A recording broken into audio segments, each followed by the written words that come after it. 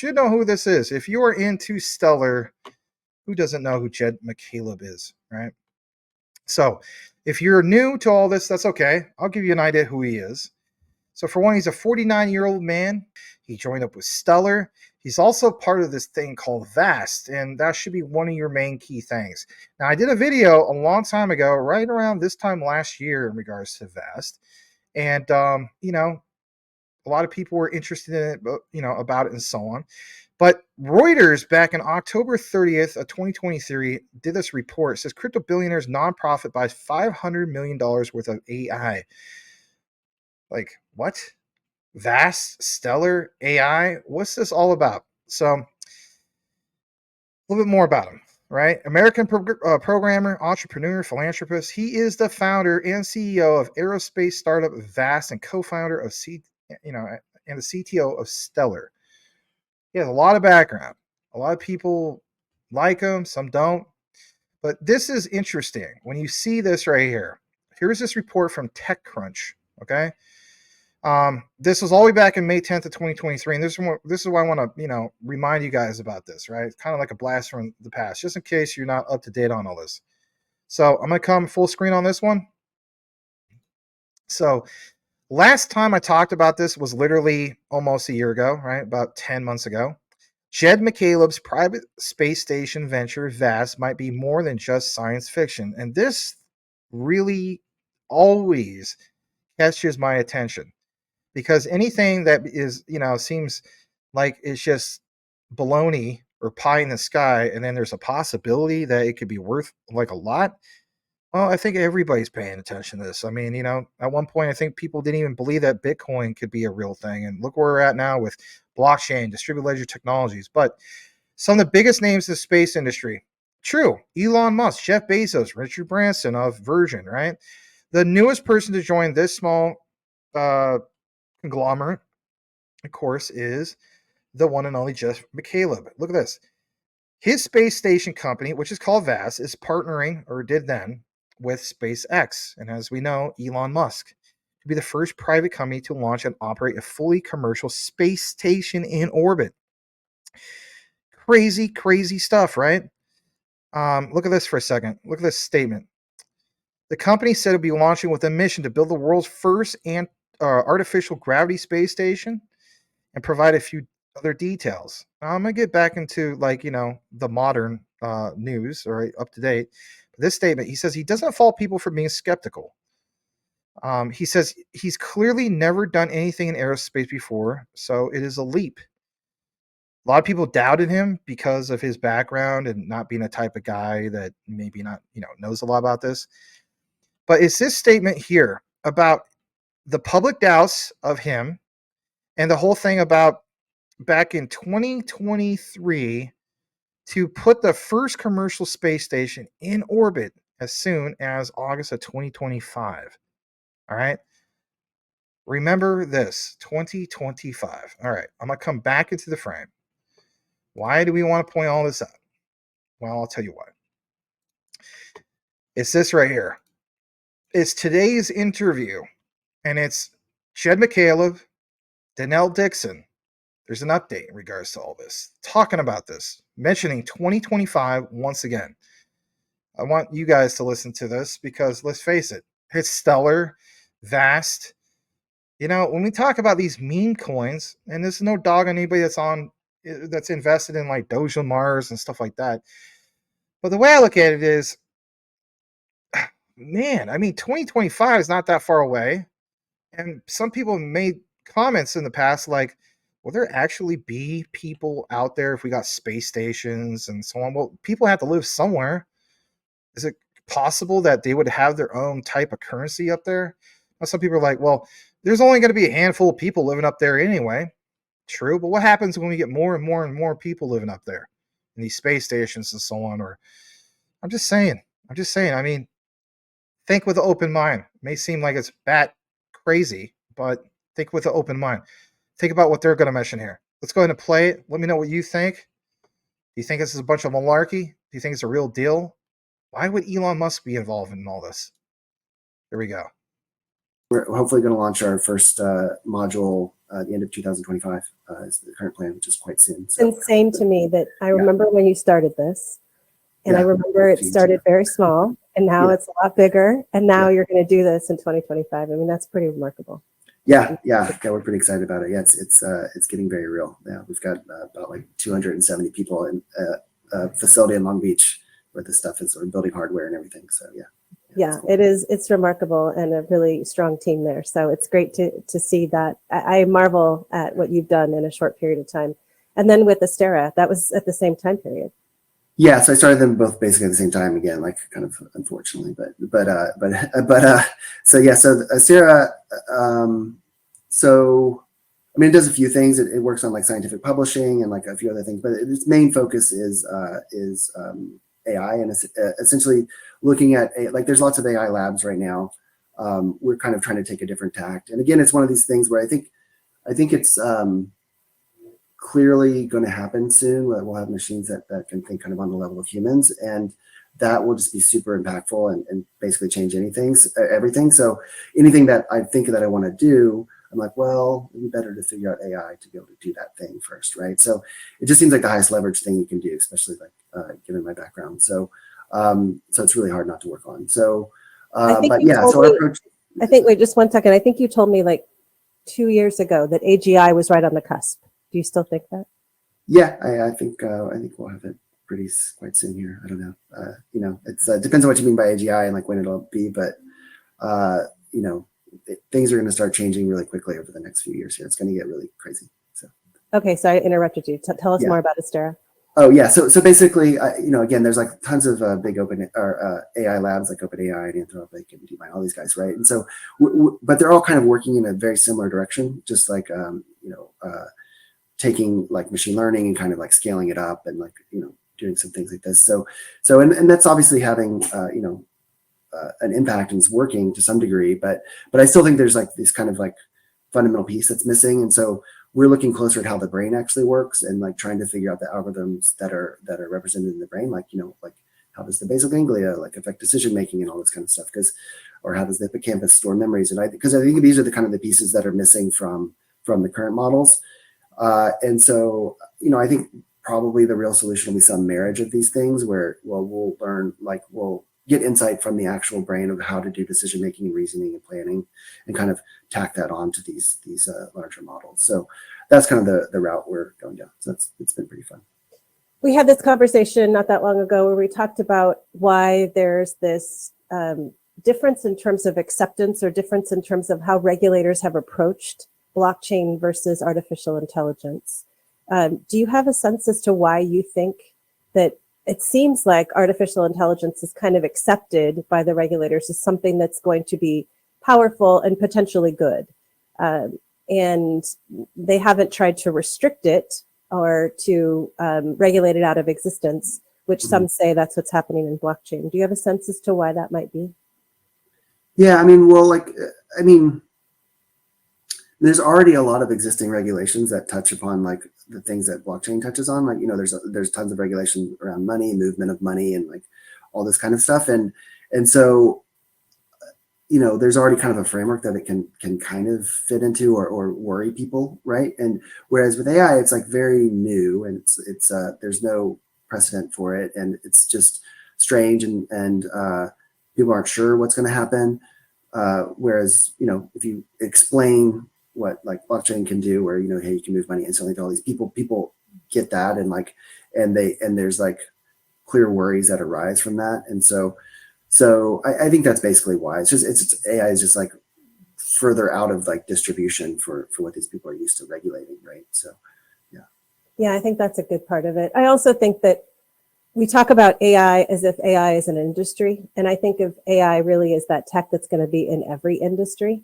And so there's a little bit of differentiation there, because really with blockchain, you can use it for a lot of different things, but for the most part, the focus is on the financial industry. Right. And so I think that's probably right in terms of how we think those things through. So there's also the consumer element. I mean, lots of like individual people are like, giving money to these weird things like FTX or whatever, right? And so like there's people are actually losing money or like gaining crazy amounts of money, right? So that part gets like all the consumer protection stuff Yeah. engaged. So, yeah. Any comments you want to make on the OpenAI drama? Oh, I don't know. It's super confusing. Yeah, I don't know. I mean, I don't really have any more insight than other folks, but yeah, it seemed wild. It was a roller coaster, like Yeah, for that weekend, to see how that was going to end up. In terms of the working with respect to space and thinking about like the regulation and the technology and how that's being received, how do you feel about that to date? I mean, it's another one of these areas where it's brand new. I mean, there's never been a commercial station before, so there isn't a lot of regulation around it yet. So, you know, I mean, I think it's similar to both crypto and AI stuff, where it just hopefully the regulators aren't going to, like, you know, because they can always just kind of squash these kind of nascent things if they take a heavy-handed approach. So hopefully they're pretty permissive about what people can do up there, and how this evolves, and kind of wait to see kind of thing. So, but yeah. How do you find it to date? Like in terms of what you guys are doing, have you found that, I know there already are regulations that apply to a lot of the work that you guys are jumping in on, but do you feel like there's a more of a restrained approach? No, I mean, there's export regulations that like all aerospace stuff has, that we fall under, things like that. But those are, you know, mostly that just means you can only work with U.S. citizens. But yeah, I mean, the stuff where, like, actually people in orbit, I mean, a lot of this is kind of still remains to be seen. You know, there's like licenses you have to get from like various organizations, but so far it seems like definitely, I'm definitely way less worried about it than I was during crypto times. So, you know, like, yeah, like that stuff was way more uncertain than this. Like, this seems fairly. My name is Rick Martin, and yeah, that's interesting. If you think about like you're way more certain about this than you are about during the crypto times. Yeah, for sure. Yeah. That says a whole lot about this space and where Right, it came from, yeah, the blockchain space and where it came from. Space station, or I don't know, digital money. I don't know. Yeah. One seems like it should be a lot easier than the other. Right. But unfortunately, maybe we're not seeing that kind of work here. Do you think in your lifetime, or in our lifetime, since I know I'm a little older than you, but we're close to the same age, that people will be living in space? Well, I mean, people live there now, right? Right. I mean, depends on what you mean by living. Like for really decades. Like, yeah. Well, also, first of all, I hope to live for a very long time. So yeah, definitely in our lifetimes. Yeah. So you know, I think probably definitely in the next like 20 years, people will live up there for many years, I think. So. Well, I hope that you make a little corner of the space station that I can live on up there with tumbleweeds and a bunch of other stuff that feels like my home in Gilroy. Definitely try. Yeah, we're trying to get as much space up there as possible. Now, in terms of what I marvel at with you, Jed, all the time, constantly when we talk, is the fact that you have learned so much about so many different things. So just in terms of what we just talked about, like if you look back on this conversation and learning about like the brain and how the brain works, and then thinking about like space and what you need to think about with respect to space, and what parts of the space can be harmful and how we can ameliorate some of those harms. How do you get this kind of knowledge? I mean, you didn't learn it in school. This isn't something you learn in school. So how do you get that? I mean, it's just a lot of reading, honestly. I mean, that's the way I learn best, is just like reading. So just read a ton of books, and both of those things I had been reading on for a long time. So, and then, you know, definitely on the VAST side, we've managed to get really awesome engineers. And so I've learned a ton from them, just like talking to them, discussing things. I mean, you know, kind of the cool thing about that is it's engineering in the same way that software engineering is engineering, but you just have a different set of constraints. You're like constrained by actual physics rather than like weird things computers can do. So the actual thought process is very similar to what I'm used to. It's just I just have to learn these kind of different, again, like these different constraints. So in some sense, that's been like way easier to like dig into than the AI side, like the brain. Like the brain is super complicated, and it's biology is just like super messy and very unclear, and yeah, that's definitely way more to learn there. So yeah, it's like still an art, not a science. Now, because it's super complicated, messy, and unclear, is that going to keep you more focused and more engaged in this space, you think, for a while? Or how do you think about that in terms of the next thing? Or are you like, no, heads down in this for now? Oh yeah. I mean, I don't plan on starting anything else besides these I'm two going to things. hold you to that, by the way. The rest of my life, probably. I mean, the AI thing is like, I mean, there's like, I mean, once you figure it out, it's like, I think the quote is like, it's like kind of the last science project, essentially. Like once you figure out AI, then it's like solving everything else for you. So, yeah, I mean, yeah, I can't imagine like wanting to do something else after that. So, yeah. One time we were talking about, I think it was ChatGPT, or it could have been Google's, but I think it was ChatGPT. And I asked if you use it for coding, and you answered that you did. Do you still? Yeah. Yeah. I wrote this little thing. I mean, the Copilot is kind of catching up to my thing, but yeah, I have this little program called Baloo that basically like it's kind of like it seems like kind of like a crappy intern basically, but it's still helpful. It's definitely helpful when you're like writing stuff that you're not like with C++ is not very helpful, but with like some language I'm not very good at or something or new to, then it's definitely helpful. So yeah. And so you think for C++, but you did say like you think for like Java and JavaScript and other things, it was actually pretty good in terms of this is just like giving this information out there for these new programmers that are starting and they want to test some of their skills. Yeah, I think it's just super useful when there's like some framework or language or system that you're not that familiar with. Then it can kind of like do some skeleton of stuff for you, so you understand like the paradigm a little bit better. And then, I mean, like you're going to have to get in there and do like the nuts and bolts and refactor things just because it makes dumb decisions still.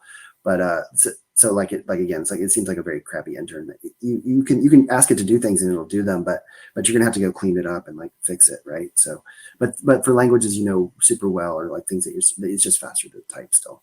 So. And so, given that you still have two businesses that you're running, and you have the SDF, which you're pretty involved in, I mean, how is it that you break up your time? Yeah, I mean, well, I don't know. I mean, I spend like, well, I mean, let's see, like, I guess I spend like a day or so, probably like a day a week or, a day every 2 weeks down in LA to do vast stuff. And then most of the rest of the time is focused on AI things. But yeah, I mean, there's no real clean division. It's like I'm kind of available on both sides, like anytime someone pings me or whatever. So, yeah, it's not ideal, but in some sense, it's like it's a little fun to like switch gears so much every time. Oh yeah, yeah, I could see the value in that, and I do. I mean, every time I ping you, I get a ping back. So you're there and available to all of us in all times. In terms of just one question, just to do a really gratuitous plug with respect to Stellar and Soroban and the smart contract platform, how is that for you, given that in the early days of Stellar, we had made a decision that we didn't need to have a smart contract platform. So we're coming full circle now. Yeah, I definitely think it's the right decision. I wish we had done it years ago, obviously. It was kind of one of these things where, we were actually considering doing some smart contract thing back in early Ripple days, but we kind of put it off. And then once Ethereum was starting, and then when we started Stellar, we were like, okay, let's just leave that aside. Maybe it makes more sense just to be more opinionated about what people need and give them all the kind of the building blocks that we think that they'll need. And I still think that it's in some way that's true, but it just doesn't work with people's like mentality, right? So like people want to be able to experiment and do different things. And so, yeah, I guess if I had to do it over again, we would have done it earlier, or at least had it on the side where people could experiment somehow, and maybe that stuff got pulled into the main branch, like periodically or something like that. But yeah, so it's cool to watch. I'm pretty excited about it. I think it'll like open up a lot of like possibilities and like all these kind of use cases and stuff that we didn't that are kind of hard or kludgy to do now. So. So yeah, I mean, it's definitely good that it's happening. Yeah, I'm pretty excited to see what people start building with it. So yeah, me too. I actually think that you were just ahead of things, because I do think that with technology like that, having an opinionated view on the outcomes and what you're building is something that people want eventually. It's just that in the early stage, it's hard because people are like, oh, I want to play with this and see what I can do. So, but I think the smart contract space is going to be so interesting for us. So. Yeah. Jed, I love you. It's so awesome to have you. Thank you so much for taking the time. It is, I like you. I marvel over all the stuff that you do, and that you do still have time for all of your children. all of those companies out there that you start, you still have time for us. So we're really grateful for that, and thank you very much Okay. for coming on Block by Block. Okay. All right. Thanks. Okay. So here's the thing. Obviously, nice to see something fresh that was released today from Danelle, right? And see Jed Mccaleb also share the screen. Now, we're not going to end it there. I want to get into something that I thought I could elaborate on just a little bit more to bring some light to some of the people that just say all this stuff is speculative. Now, check this out for a second. Pull this up. I thought this was interesting to say the least. Like, I'm not even kidding. This is from Reddit. This guy makes a very good point. Let's go ahead and share this. Stellar, XLM, AI, and machine learning. This was 4 years ago, but look what's mentioned here, guys. Look at some of the citations. He says, can anyone share deep dive info on how Stellar Protocol might integrate AI machine learning? What have we been seeing here in 2024? This is from 4 years ago. Like, we don't need to take more of a deeper dive into it. Maybe you guys feel like we already are. But look what he says. How is that no one talks about the combo of Jed Mccaleb, Greg Brockman, and David Mazeres and their deep connections and research with regards to AI neural networks? Actually, my top video on this channel is a Stellar video talking about this guy. And if you want to look at it for yourself, just in case you haven't seen it before, it is in the video section. Okay, I'll point it out to you for you guys that are maybe new or never saw it before. So look at this for a second. If you're interested in this video, and it's a deep dive, it's this one. It is my most popular video. XLM Sorbonne, no one will see it coming. And it says Stanford University. The person that's in reference here, like it says, is this person, David Mazeres. And I'll get into that here in a little bit. He is a professor that, I guess, he's got a background at MIT, and he's also currently at Stanford. Okay. And we, went into that in that deep dive. But look at this. There are deep connections, research with regards to AI and neural networks. I mean, come on, guys. Like, what about Neuralink with, Elon Musk? Now, look at this part. Machine Intelligence Research Institute. You got Jed Mccaleb.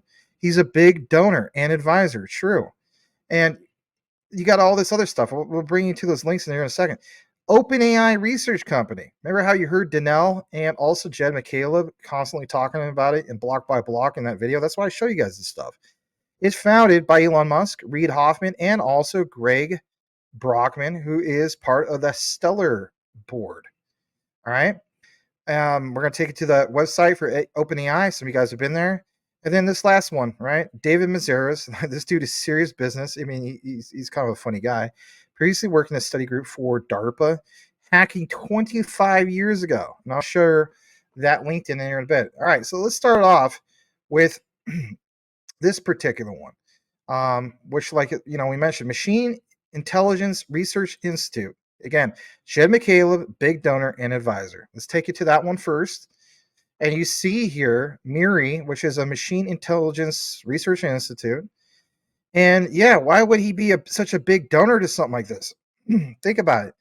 Think about all the papers they wrote here. Lots of actual abstracts written. You have, for instance, this overview of 11 proposals for building a safe advanced AI. Tons of information here. And when you go to some of these other ones, talks about thoughts on AI Safety Summit, AI as a science and 3 obstacles to alignment strategies. So again, where's it at? Berkeley. I mean, Stanford is basically right there too, right? So it's really interesting when you take a deeper dive to go into what are these guys really investing? Are they just investing in nonsense? Are they just throwing their money away? I don't think that's the case. Here's another example in regards to OpenAI. You guys know about ChatGPT and all that. So OpenAI is an AI research and deployment company. Mission is to ensure that artificial general intelligence benefits all of humanity. Mission for the future at AGI, to ensure that artificial general intelligence, AI systems that are generally smarter than humans benefits all of humanity. They have the plans for AGI. They have a charter. Building a safe and beneficial AI, or AGI, sorry, but we'll also consider our mission fulfilled in our work aids others to achieve this outcome. Tons of info if you were wanting to take more of the deep dive. I mean, some people don't want to do that. I have referenced him in that video I was referring to you guys, which is, again, top left one. Just go to Maximus Crypto. I have tons of research here. It's not here just to be viewed once. It's actually like a research library of, info. And so just click on popular. That's the most popular one right now. Okay. So you will see the other reference in regards to David Mazaris. And then getting into him specifically, let's pull that up. There he is once again. And what's it say? Co-founder, chief scientist at Stellar, professor of computer science at Stanford. Yes, Stanford. I don't know. Maybe I'll make it a part 2. He has lots of research experience in computer systems, looking for good programmers interested in working on, look what it says, open source projects at Stanford, Intrinsic, which is GetStar, or Stellar.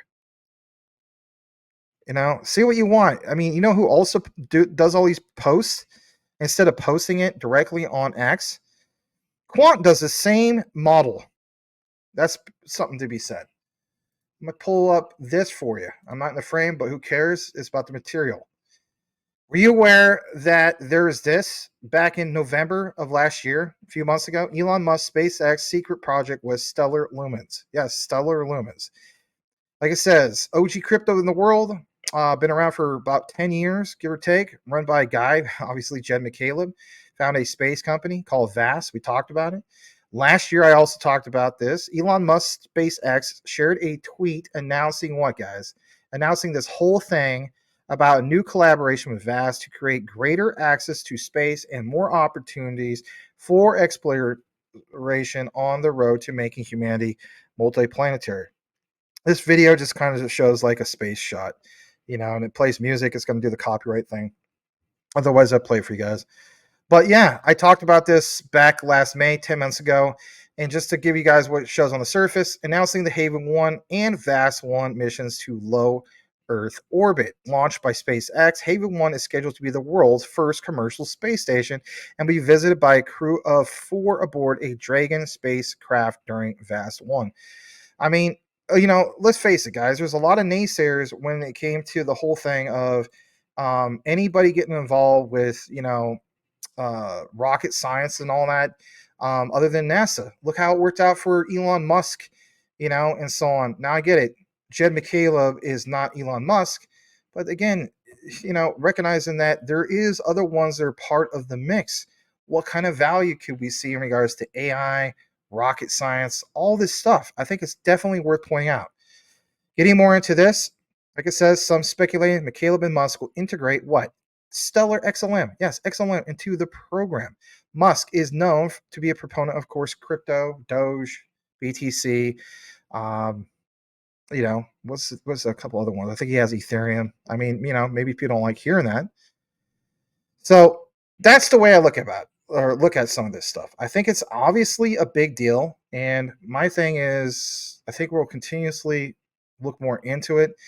On the surface right now, don't read into it too much. It's not like it's, Stellar is going to go to the moon overnight or anything like that. But when we look at the larger outlook for years in the future and so on, I'm thinking with all these things that Stellar's got going on, whether it's Sorbonne, whether it's, the ecosystem being built out a little bit more, these other connections that we're going to talk about here in a bit, Stronghold, all these things, there's no way that we're going to see a 12 cent or 13 cent. I know it kind of pumped a little bit earlier today. I mean, come on, a pump of 7%. I mean, it's better than nothing. But the days of 12 cents for Stellar, I really, really think that those days are really going to be limited here soon.